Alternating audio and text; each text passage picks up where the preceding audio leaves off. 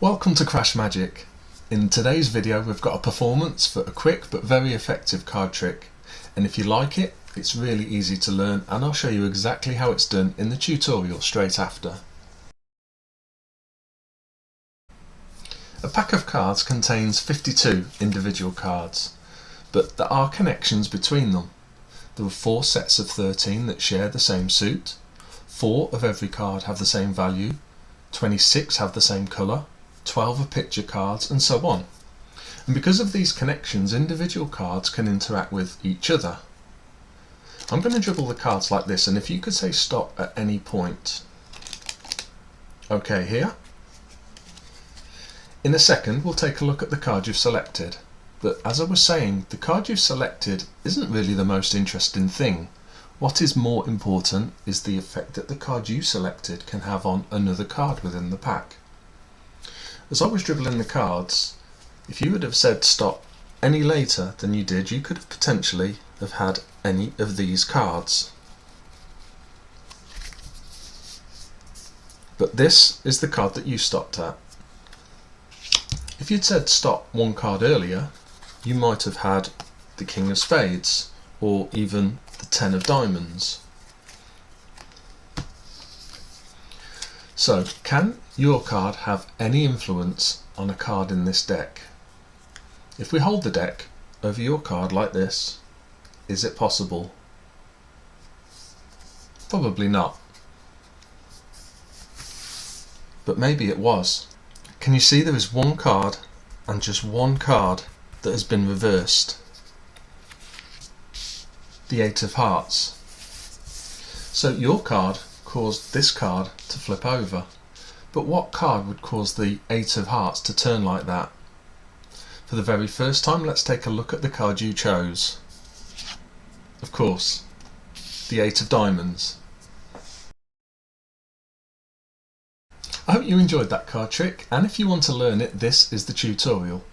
There's no tricky sleight of hand or card handling skills needed in this one, so it's very easy to perform. There is a simple setup though that you need to do beforehand. So if you pick out any 2 cards of the same value and same colour, so let's go for the Kings, so the King of Diamonds and the King of Hearts, and then choose any other 4 cards. It's best though to not go for the same values as these 2 cards. It doesn't have to be 4 cards, it can actually be any amount, but I find around 4 or 5 cards works best, and you'll see why. So place these cards on either of your 2 matching cards. Then we're going to place the bottom of the pack down, place this pile face up on top, and finally put our other matching card, our King of Diamonds, face down on top of the pack.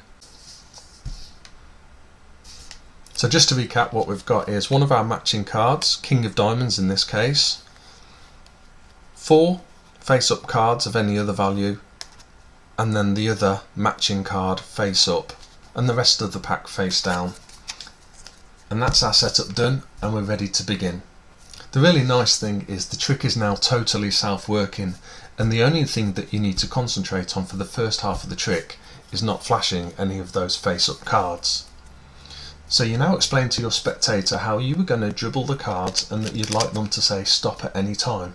And you can demonstrate this as you're explaining.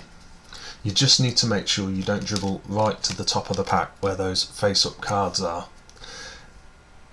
And that's why having too many face-up cards is not a good idea. So dribble the cards again until the spectator says stop. You can do this quite slowly if you like, so they have plenty of time to say stop. Let's say they stop. Say stop here.